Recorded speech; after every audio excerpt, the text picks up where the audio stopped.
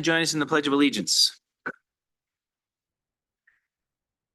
I pledge allegiance to the flag of the United States of America and to the republic for which it stands, one nation, under God, indivisible, with liberty and justice for all.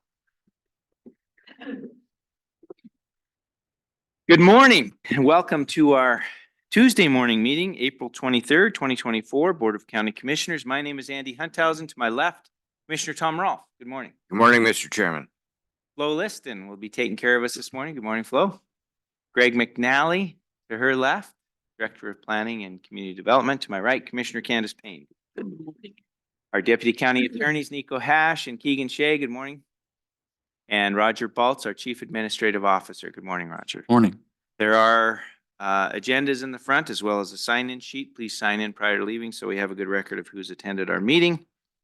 And we will kick it off with consent action items. Mr. Baltz. Thank you, Mr. Chair and Commissioners. The first item on the consent action item agenda today is item 2A, public meeting minutes for February 6th, 15, and 20th, March 12th and 21st, April 4th, 11th, 2024, and staff recommends approval of that item. The next item is item 2B, and it's the Westside Fire Service Area Fire Protection Agreement Renewal. Staff recommends approval of that as well. Thank you, Commissioners. Thank you, Mr. Baltz. Any questions, Commissioners, on the consent action items? Any questions? Hearing none, is there any public comment on consent action items? Any public comment? Seeing none, hearing none, we will move forward and ask for a motion to approve. Please, Commissioners. Mr. Chairman, I move that we approve the consent items 2A and 2B as presented by Roger, and Second. thank you. Moved and seconded to approve consent action items 2A and B as presented. Further discussion, Commissioners. All in favor of the motion signify by saying aye. Aye. Aye. Thank you very much. Okay. On to the next item on the agenda, which is a bid opening for paint striping. Good morning. Good morning, Chairman Hunthausen, Commissioners. I'm Audra Zacherl, Assistant Director of Public Works, and this morning we have a bid opening for the 2024 paint striping project, which generally consists of waterborne paint striping on approximately 59 miles of various county roads and in RIDs. This morning we have one bid to open.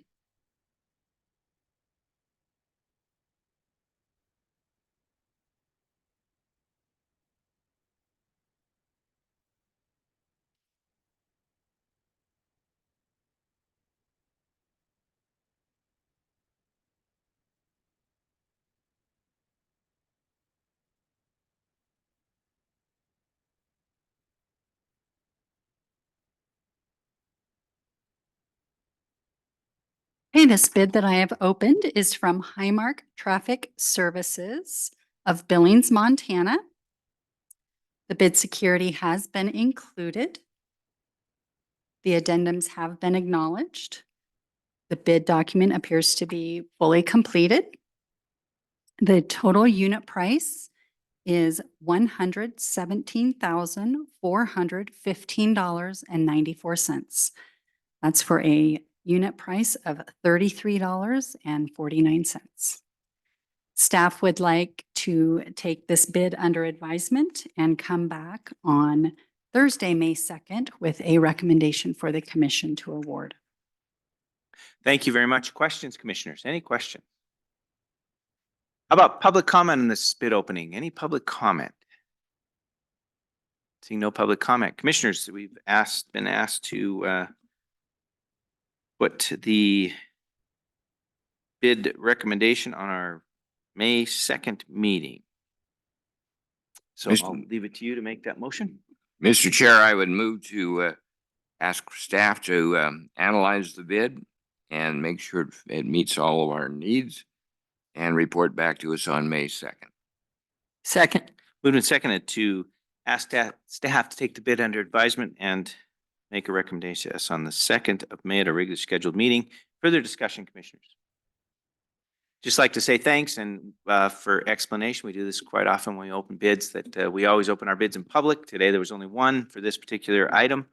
But we always take the time to make sure that that bid, this is just first glance, so we make sure we take the time to make sure that that bid meets all of our specs as well as legal requirements and those kinds of things.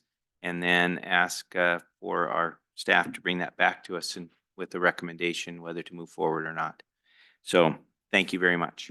With that, commissioners, all in favor of the motion signify by saying aye. Aye. Aye. Thank you very much. All right, we have special guest here today.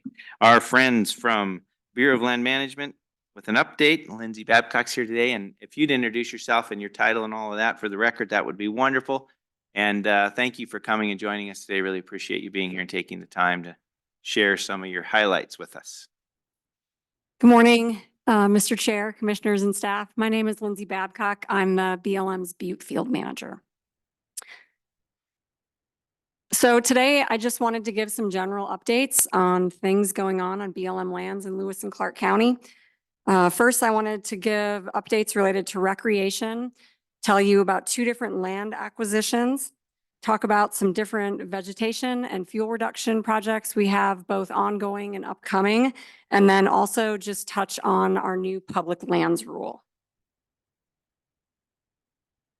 So about 2 years ago, I was here talking to you about the Scratch Gravel the Scratch Gravel Hills Recreation Area Management Plan. We did sign a decision for that plan back in 2022, and that decision was appealed by Alliance for the Wild Rockies. So we are still in litigation right now. Generally, the litigation points were focused around different preferences for recreation, an alleged collusion with the local mountain biking community, and inadequate response to public comments. We feel really strongly about our decision, but we are in litigation. So the decision was not stayed. So we are beginning implementation up there. You may have seen the ongoing work at all the 4 different trailheads. We've got 3 of those about complete, and the work at Echo Drive is ongoing right now. They look really beautiful, so happy with that. And we're also working with the Montana Bicycle Guild to start implementation on trail construction right now. So more to come on that project. We also in 2023 updated what we call our developed recreation area business plan. So for any sites where we charge fees, collect fees commercially, we have to have an approved business plan. That went through a pretty robust public comment. It was also recommended by our Resource Advisory Council and ultimately signed by our state director. And the drivers for updating our business plan, the main driver was really the visitation we're seeing at, at public lands. It's blown up since, 2020, 2021, and we're seeing the increases staying at a high level.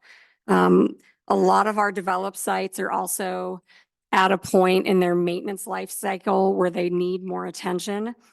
And a third driver for our business plan was really our visitation season. We're seeing it change in Southwest Montana. Our shoulder seasons are getting longer. We used to, like at Holter and Hauser Lake, for example, our visitation really used to primarily be from May to September. We've got people showing up easily by April 1st now and staying until the end of November. And so part of that business plan was increasing fees at our existing fee sites.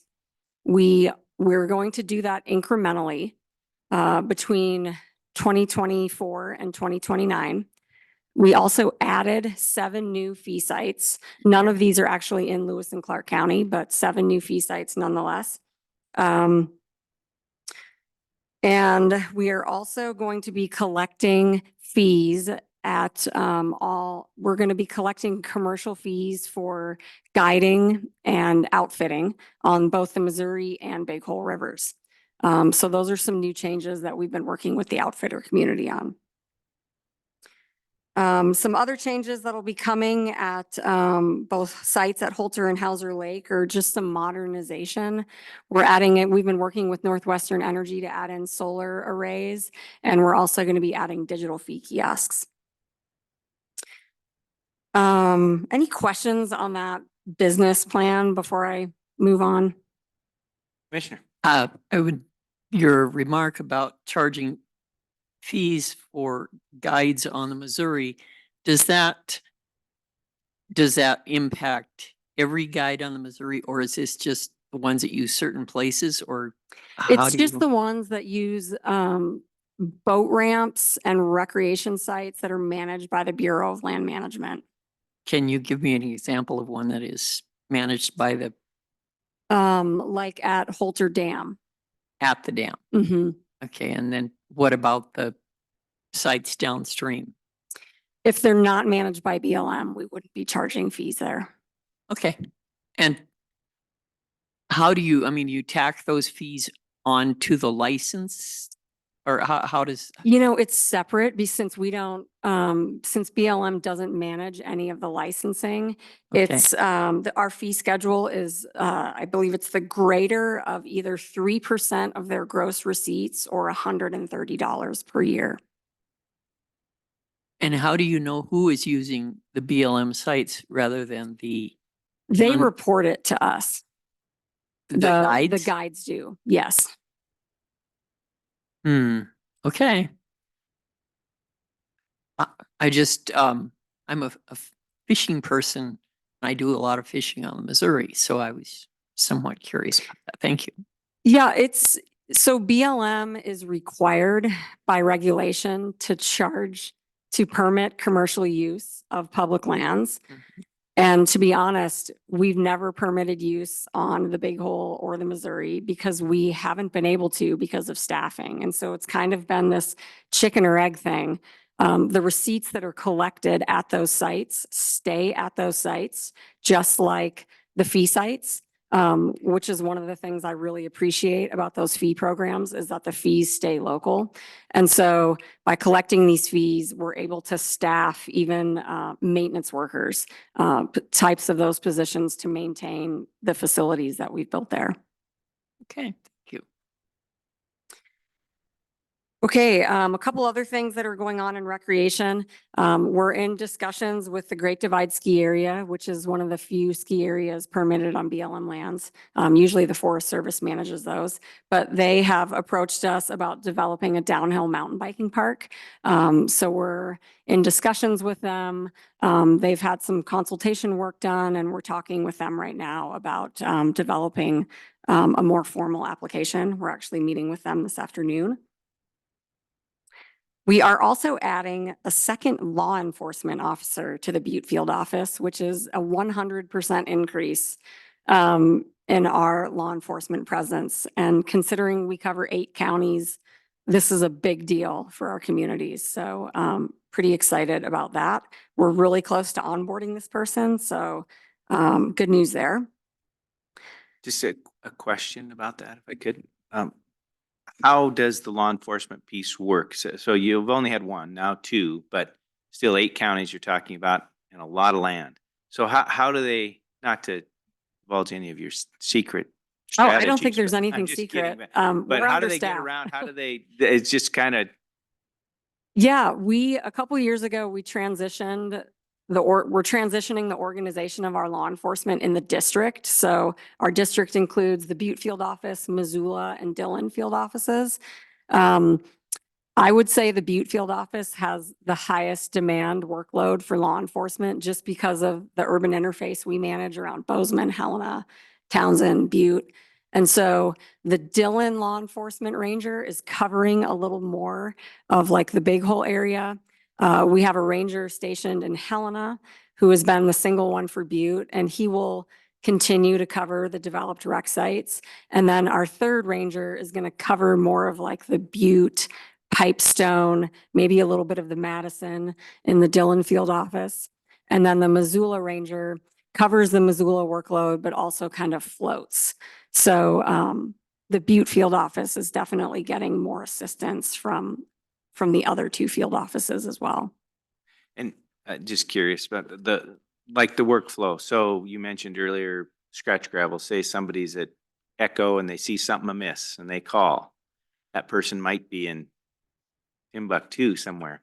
They might So do be. you partner with the local authorities like the sheriff's office potentially, or something like that, to respond if there's something more urgent than one of your officers could get to the. Definitely. If it's any sort of, public emergency, we always ask people to call their local authorities because we are just not everywhere all at once by any means. Yeah, like I know our law enforcement officer today is at our site in Carbella, which is just outside of Gardner, if you're familiar with that. So if anything comes up in Lewis and Clark County, he's 3.5 hours away. Right. Yeah, very challenging. Yeah, interesting. Thank you. Sorry, keep going. No, you're good. Okay. So that was it. Oh, one more thing on recreation. We are going to be hosting a Montana Dakota's BLM Recreation Summit this fall. It's probably going to be in Butte, and it's going to be kind of a summit with recreation partners focusing on BLM strategy for managing recreation over the next 20 years in Montana. Okay, we had 2 successful land acquisitions in Lewis and Clark County that we closed on last year. The first one and both of them, we actually partnered with the Conservation Fund. They were fantastic partners and we couldn't have completed these acquisitions without them. The first one is called the Butcher Knife Gulch acquisition. It's, you'll see that red highlighted parcel at the north end of the Scratch Gravel Hills. This was a great parcel. There was nothing on it. There was no public access. And so we kind of just wrapped this into our Scratch Gravel Hills Special Recreation Area Management Area. It's 164 acres and just kind of ties that up. There's one more piece in the Scratch Gravel Hills that we have our eye on at the south end near the Tumbleweed Drive trailhead. There's a parcel there also without public access, without structures on it. But that opportunity, we've been in discussions with the landowner, but still just kind of going back and forth. If we were able to acquire that piece, there is nothing else in this area that, we have our eye on, but it just helps, especially in the urban interface, to manage these areas contiguously. They are challenging with all the neighbors that we have around us. The second one is called Soup Creek. And this was kind of an interesting acquisition. It's about 250 acres just above Hauser Lake. It's in our Hauser Lake Special Recreation Management Area. And we were able to use some Lewis and Clark Historic Trail funds. It's that red piece, mostly surrounded by Forest Service. And then the south end is surrounded by BLM and it goes right up against Hauser Lake. So we were in a position to act more quickly than the Forest Service. So we picked it up. It's a really beautiful canyon right outside York.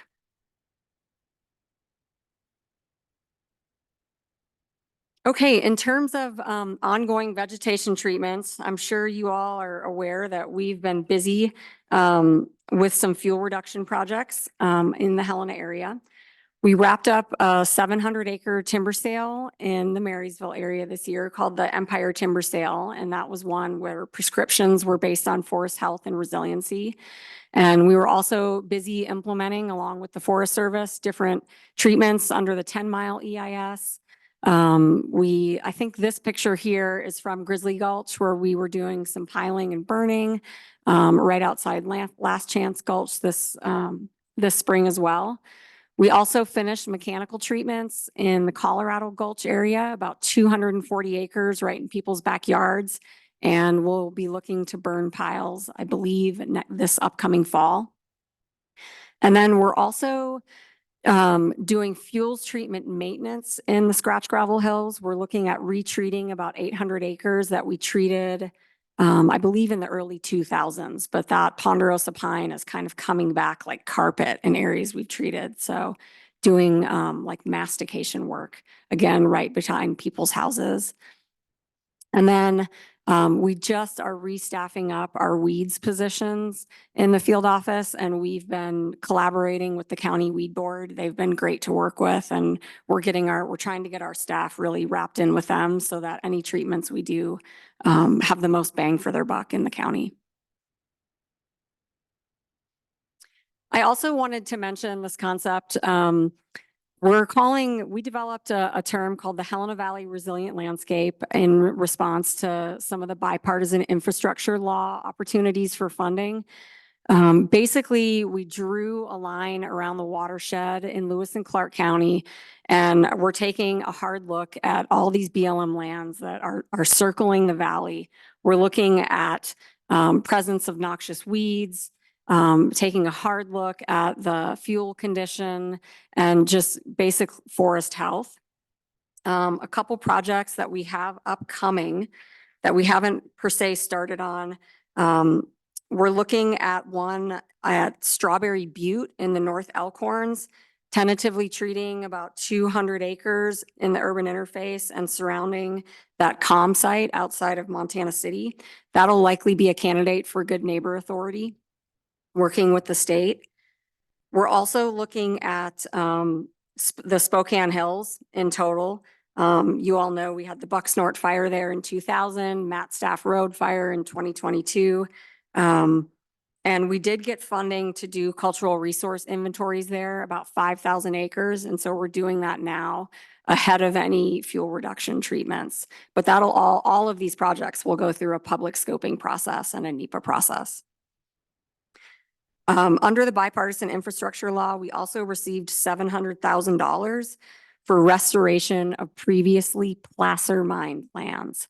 And so we don't have those polygons identified yet, but we'll be going out with public scoping and NEPA on those treatment areas as well. And then one last project I wanted to mention is the upcoming North Hills fuel reduction treatment. Gonna ask. Yeah, we're using a categorical exclusion that we also got from under the bipartisan infrastructure law. Basically, it allows us to treat off of linear features. And so in the North Hills, we're looking at the roads we have there, power lines, and looking at mechanical and hand treatments with pile burning. We just wrapped up public scoping and we are in our NEPA process now, but we have not come out with a decision yet.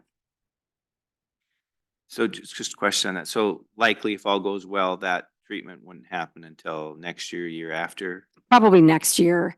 I took a quick look at the public comments and everything was pretty positive and in favor of the treatment. So I think the NEPA process will be pretty smooth. We do have to consult on grizzly bears and wolverines with the Fish and Wildlife Service. So that does take us a little bit longer, but we are in that process.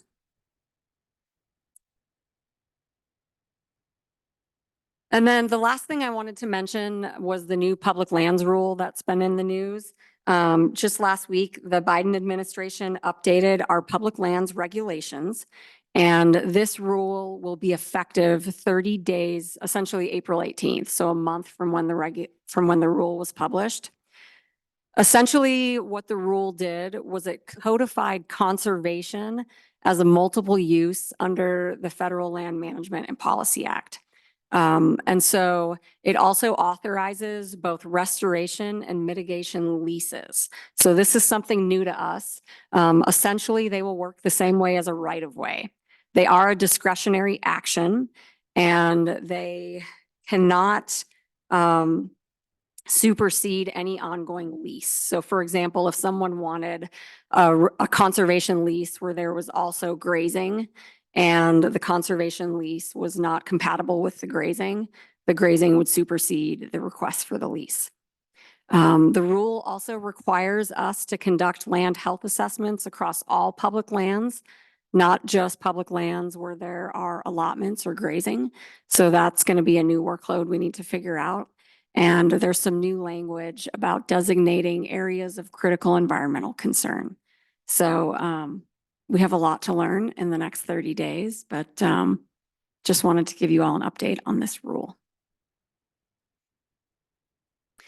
So that's all that I had for you today. I'm hoping, I know I said I was going to come every year and it's been 2 years. So hopefully I will see you all again in 2025, if not sooner. Well, thank you. Questions, commissioners? If I might, Rolf, please. the land acquisitions that you mentioned, were those previously privately held? Yes, they were both privately held. So will they add Now that the federal government owns them, will that add to our total acreage that we're reimbursed under the federal, the payment in lieu of taxes? Absolutely. Yes. Okay, thank you.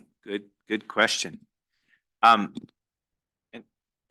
I just wanted to thank you. And I'm glad you talked about the North Hills because I live near the North Hills. I was one of the evacuees in the 2019 fire out there, but I also do a lot of hiking in the North Hills. And I was curious about law enforcement because you see some The North Hills keeps us busy. suspicious activities out there. Yes, there's lots going on out there that you shake your head at when you hike through an area. So I'm glad that there's another law enforcement person on board and that there's going to be some treatment out there as well because there's some areas that really need it and others that were pretty hit hard by that fire. So anyway, thank you. And what I really was going to say is just that we really appreciate the partnership and the communication working together, whether it's public works and roads or other things that we can do or planning and some of these activities that relate to both restoration. And I know that you partner with the Forest Service on projects and they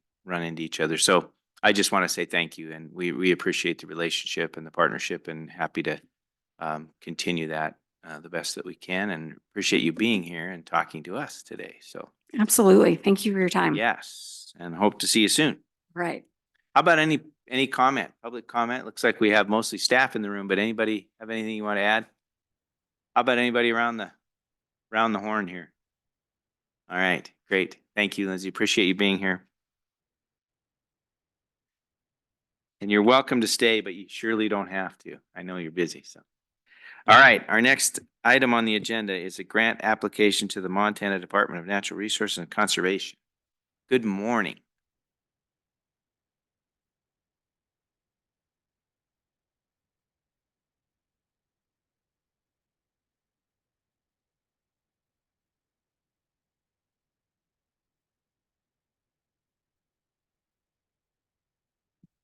Good morning, commissioners. My name is Jessica Makus, Special Districts Program Coordinator for Lewis and Clark County.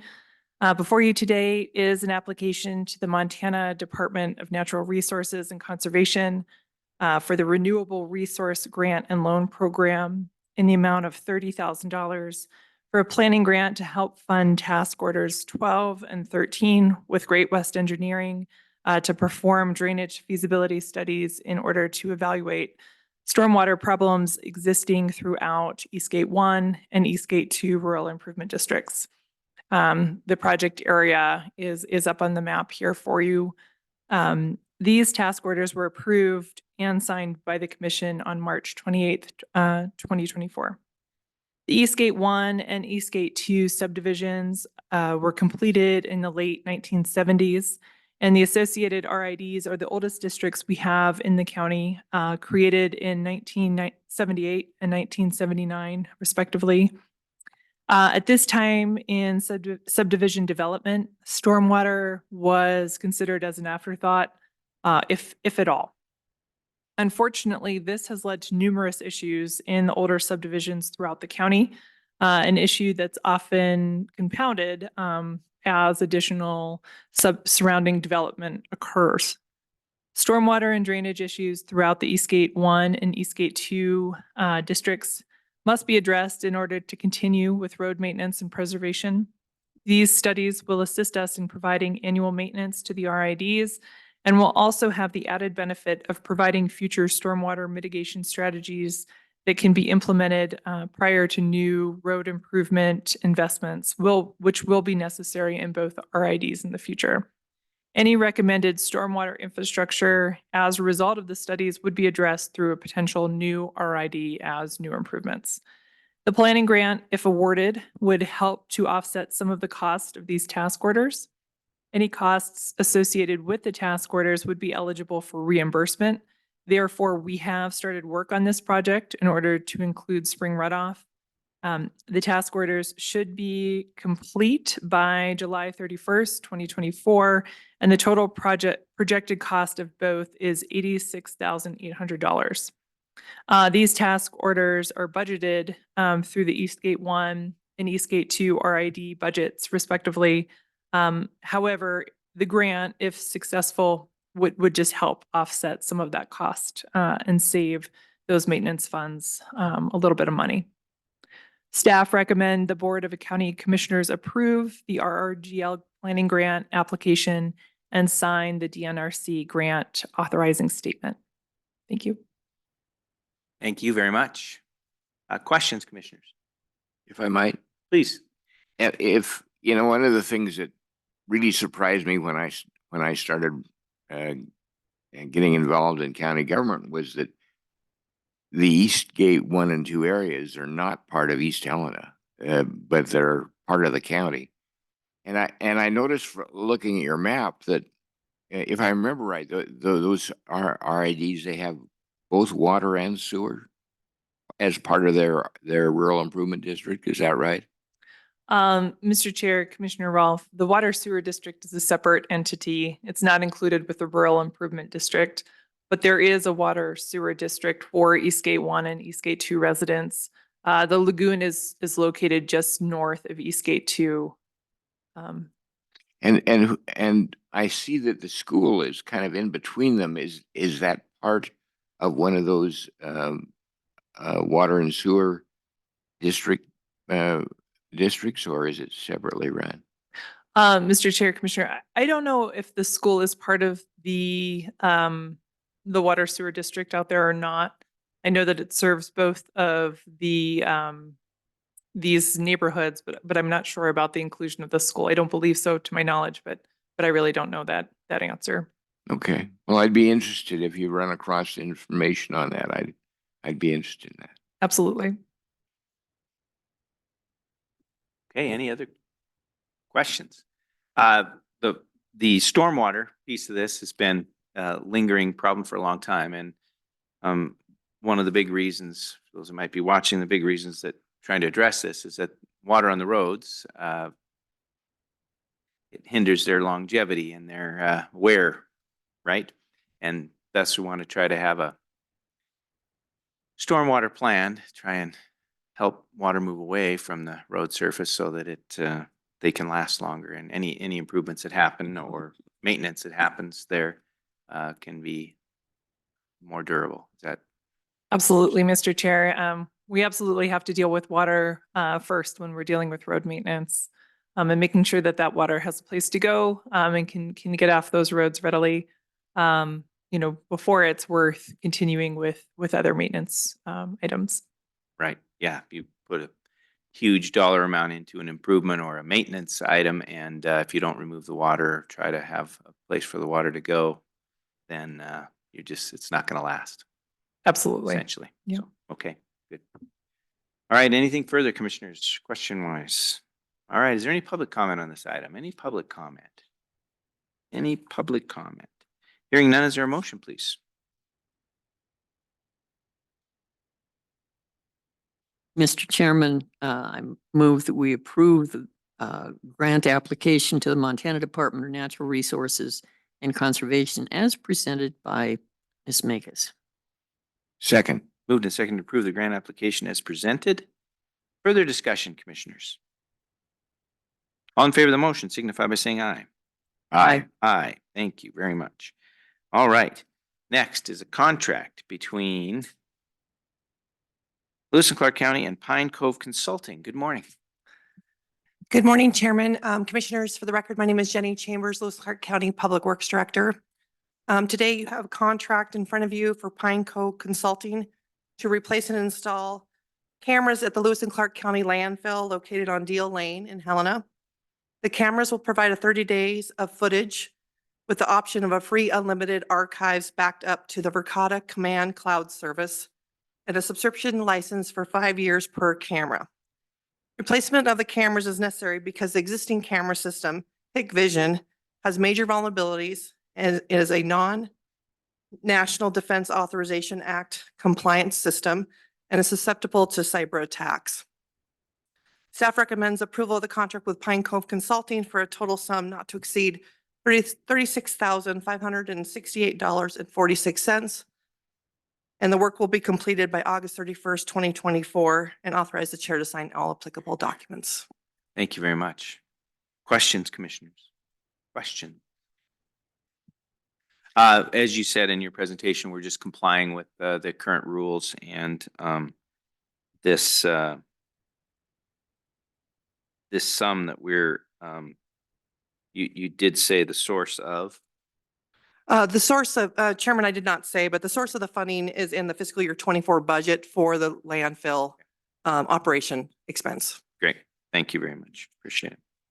All right. Oh, I, Commissioner Payne. just as a matter of consideration, there may be people out in TV land wondering why in the world do we have to keep videotapes of the landfill? I mean, it's not like, do people try to steal things from the landfill, or what purpose does this videotaping serve? Yeah, Mr. Chairman, Commissioner Payne, that's a great question. So with any of our assets within the county, you want to make sure that from insurance management, it's being maintained and properly managed. We do have infrastructure at the landfill. It's in kind of a remote location, so we're concerned about vandalism, predominantly up in that location. We have a scale house, we've got buildings, we've got equipment, very expensive equipments, as far as loaders and backhoes and things like that to do the work at the landfill. The other big reason why you do security footage at landfills is to prevent illegal dumping. We have a solid waste management plan within the county. We want to make sure people are properly managing their waste and disposing things appropriately. And oftentimes, if you don't have cameras and some kind of surveillance at landfills, you'll just have a bunch of stuff dumped at the front gate thinking that we're just going to take care of it. So it's just a way to balance illegal dumping, protection from vandalism, and then our insurance liability for overseeing this area. Thank you. Thank you, Commissioner. Appreciate it. Okay. Any other questions? How about public comment on this item? Public comment. Seeing no public come forward. Commissioner, is there a motion to approve this contract? Mr. Chair, I would move to approve the contract between Lewis and Clark County and Pine Cove Consulting as explained by Ms. Chambers. Second. Moved and seconded to approve this contract as presented. Further discussion, commissioners? All in favor of the motion signify by saying aye. Aye. Aye. Aye. Thank you very much. Thank you. On to the next item. This is a contract between Lewis and Clark County and Great West Engineering. Good morning, Mr. Carlin. Good morning, Mr. Chair, Commissioners. I'm Dan Carlin, County Engineer.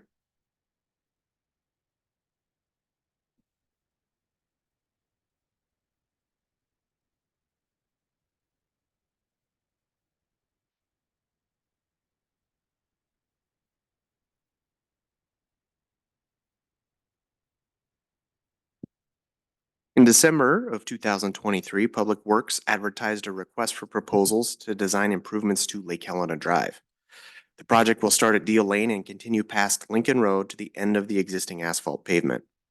The request outlined a multi-phased approach to the design, with Phase 1 consisting of a 30% corridor design. Phase 2 will consist of a final design and delivering a complete plan, specification, and estimate package. Any follow-on phases will be for bidding assistance and construction engineering for individual sections of the roadway to be constructed. At this point, the determination of additional easement or other design features will be necessary to complete the final design. Following this step, Public Works intends to negotiate the Phase 2 contract. Before you today is the Phase 1 contract with Great West Engineering to complete the 30% design, which will include general project management, site survey, drainage assessment and recommendations, preliminary geotechnical recommendations, conceptual roadway design, 30% roadway design, preliminary bridge analysis, and public involvement. Great West has agreed to perform their professional services for $197,200.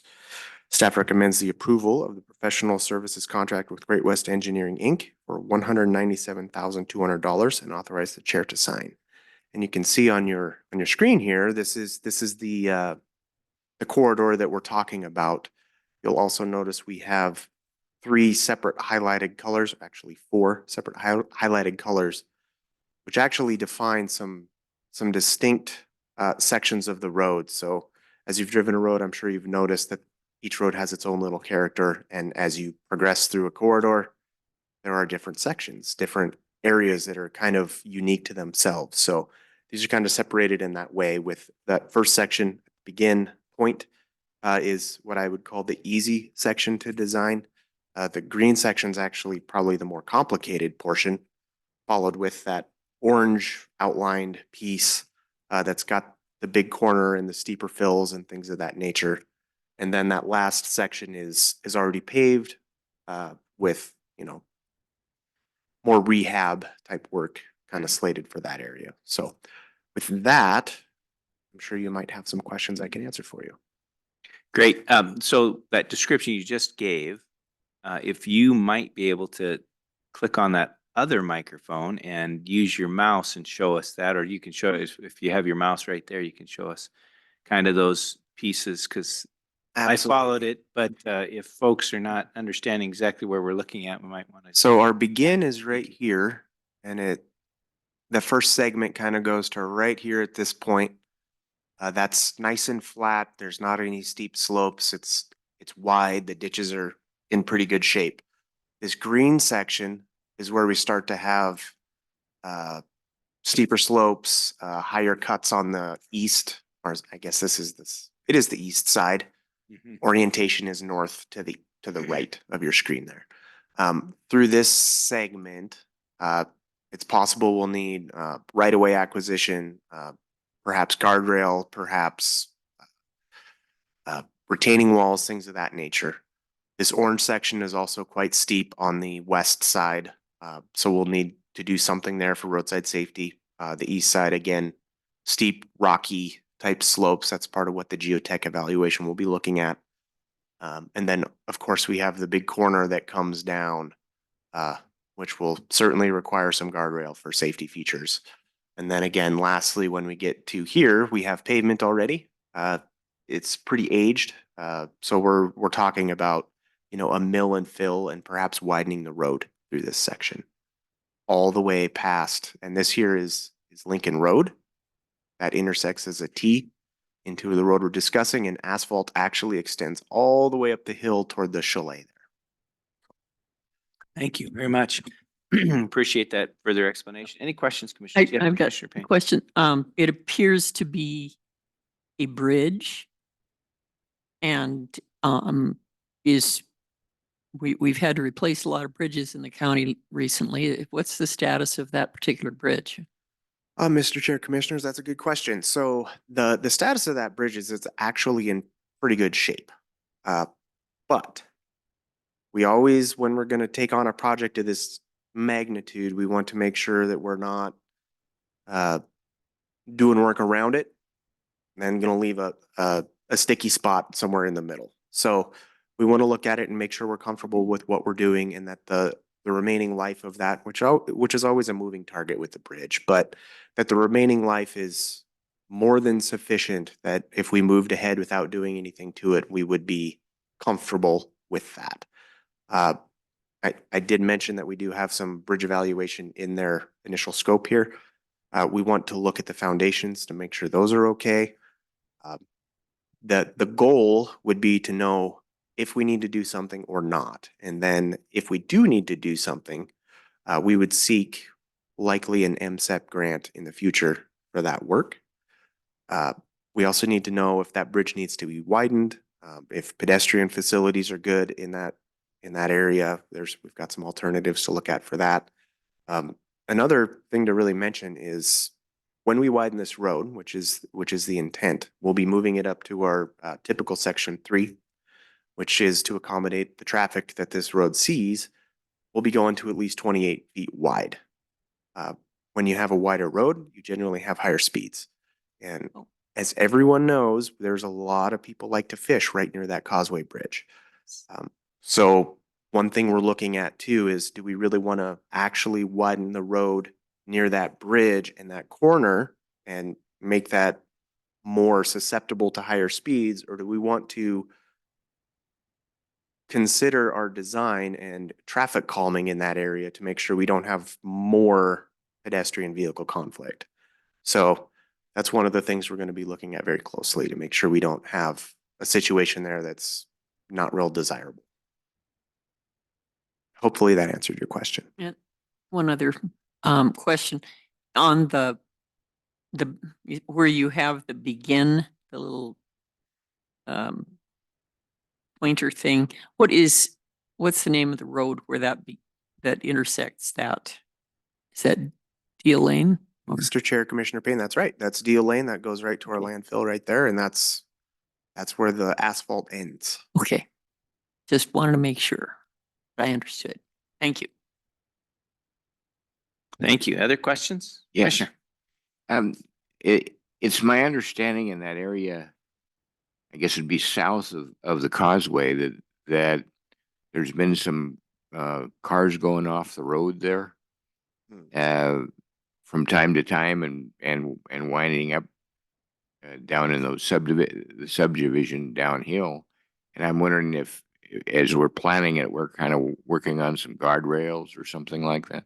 Mr. Chair, Commissioner Rolfe, I actually haven't heard of vehicles leaving the roadway there in that particular location, but yes, absolutely. When we design a new road here, one of the elements we'll be looking at is roadside safety. In fact, there's a federal manual called the Roadside Design Guide that we'll be certainly consulting to make sure that we're complying with all of those recommendations and federal requirements.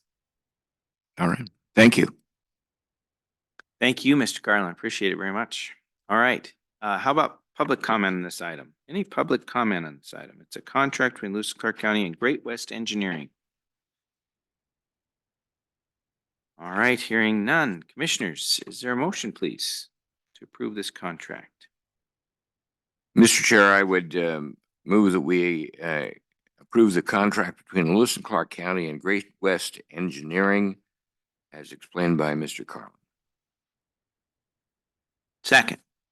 It's been moved and seconded to approve the contract with Great West Engineering. Any further discussion? All right, all in favor of the motion signify by saying aye. Aye. Aye. Okay, next item on the agenda is right-of-way agreement for Applegate Road and Lincoln Road intersection. Mr. Carlin. All right, Mr. Chair, Commissioners, again, Dan Carlin, County Engineer. The Montana Department of Transportation, or MDT, began designing improvements to the Lincoln Road, Applegate Road intersection in 2019 as part of the Highway Safety Improvements Program, or HSIP. The selected alternative is a roundabout and is rapidly moving toward final design.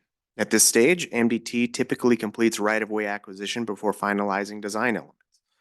The legs of the roundabout stretch a minimum of 200 feet from the circulation lane, and in some cases up to 500 feet.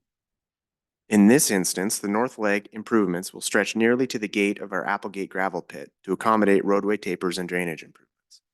Before you today is a right-of-way agreement to grant MDT the necessary right-of-way to complete the improvements. If executed, this document obligates the county to transfer 0.11 acres of county property to MDT for use as right-of-way in order to complete the HSIP project. In exchange for the land, MDT will pay the county $9,600 as compensation. Staff recommends approving the right-of-way agreement, authorizing the chair to sign. We further recommend that the funds from the sale be deposited into the Road Infrastructure Fund upon receipt. I can answer questions that you may have. Also, I forgot to mention that I did bring up an exhibit of their roundabout design. The red line is the existing edge of road in this location, with the blue line being the proposed edge of road after completion of the project. You'll note I have a darker blue line, which is the relocation of the culvert that we have there in the ditch. So the ditch line will actually line up with that blue, darker blue culvert.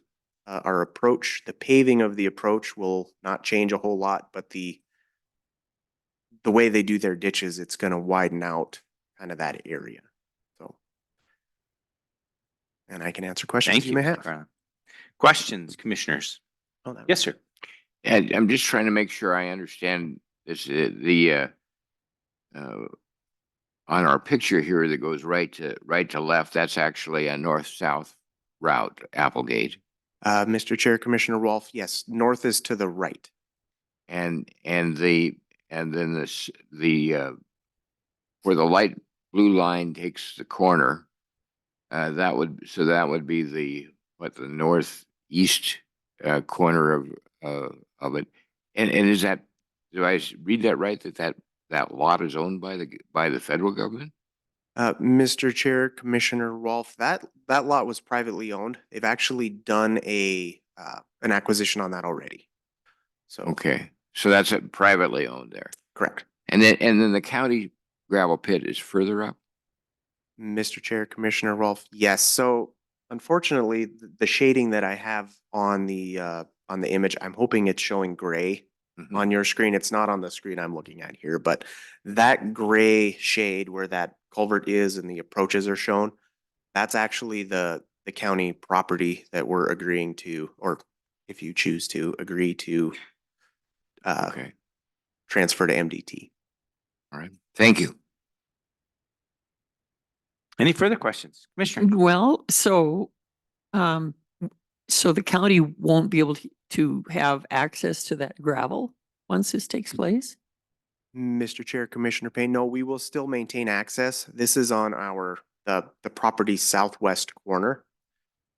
Our gravel pit entrance is actually to the north of this by a couple 100 feet. So we will still have complete access to our gravel pit. This is just a very small corner. It's about, you can see the 40 on there. Yeah, It okay. it protrudes, I guess, 40 feet onto our property, and then you can see it kind of angles back with that long line dash long line. That's the new boundary is what that would be.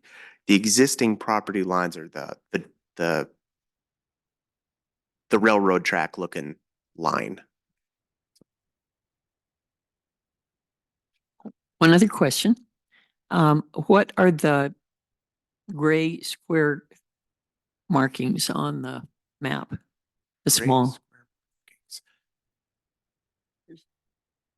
Right there and there. Mr. Chair, Commissioner Payne, let me just do a quick zoom on mine so I can try to read that. All right, so what I'm seeing on there is that's a power line vault. So those are very likely transformers, and then they have an underground power connecting the two together. Okay, thank you. Thank you. Any other questions? Yes, sir. And one further question. The $9,600 that we're getting from DOT, which fund, where does that money go? Mr. Chair, Commissioner Rolfe, my suggestion was that would go back to the road department because we're seeding that ground. So hopefully we can use that to do improvements on that property in the future. Thank you. Yes, and in your request, you said you'd like it to come back to the infrastructure fund, county public works infrastructure fund. That was the request. Okay. Okay, any other questions, commissioners? All right, how about public comment on this item? Public comment, any public comment? Seeing no public come forward, commissioners, is there a motion, please? Chairman, I'm move that we approve the right-of-way agreement for Applegate Road and Lincoln Road intersection as presented by Dan Carlin. Second. Moved and seconded to approve the right-of-way agreement for Applegate Road as presented. Further discussion, commissioners? Thank you, Mr. Carlin. I, for one, am fully in support of the full recommendation, and we can work on that as we go here. So, all right. All in favor of the motion signify by saying aye. Aye. Aye. Thank you. Next item on the agenda is approval of the realty transfer certificate with the Montana Department of Transportation. Mr. Carlin. All right, Mr. Chair, Commissioners, again, Dan Carlin, County Engineer. The Montana Department of Transportation, or MDT, began designing improvements to the Lincoln Road, Applegate Road intersection in 2019 as part of the HSIP program. The selected alternative is a roundabout and is rapidly moving toward final design. I think we've already discussed this, so I will move to the next piece of this. Before you today are two more documents that are necessary to complete the transfer of property: a bargain and sale deed and a realty transfer certificate. If executed, these documents will formally transfer the 0.11 acres of county-owned property to MDT for use as a right-of-way in order to complete the HSIP project. Staff recommends approving the bargain and sale deed and realty transfer certificate and authorize the chair to sign. And this would actually complete the package. The first one was the agreement to do so and discusses the terms of the transfer and the money exchange. And then this is the actual documents that complete that actual transfer of property. Thank you for the explanation. Questions, Commissioner? Any questions? Okay. How about public comment on this item? Public comment. See no public coming forward. Commissioners, is there a motion to approve the realty transfer certificate with Montana Department of Transportation? Mr. Chair, I would move to approve the realty transfer certificate with Montana Department of Transportation as explained by Mr. Carlin. Second. Moved and seconded to approve the item as proposed. Further discussion, Commissioners? Thank you, Mr. Carlin. Appreciate it. And as you said in your comments there, this finalizes the process that we discussed in the last item. And we will move forward, looking forward to the project. Thank you very much.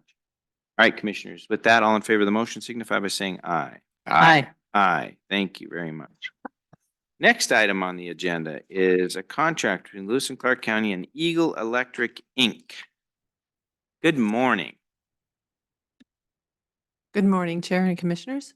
My name is Pam Attardo. I am the Heritage Preservation Officer for the city and county. And I am here regarding two contracts, but I'll start with the first one. We'll get to the other one. It's a contract with Eagle Electric. This is for the Unionville Schoolhouse.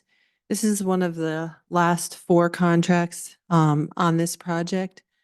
We hope to finish up about May 31st, and then volunteers will actually be working later than that, but all contracts will finish up on May 31st if all goes well. So this is for the electrical work. The schoolhouse, as you know, didn't start out with electricity. At some point, electricity was put in. We don't know what year, but it does not matter. It's no way code compliant. Currently, we do not keep any of the electricity on because we're afraid of the safety of it. So that is what this will do. It will replace all existing electrical and have some lights outside as well for safety.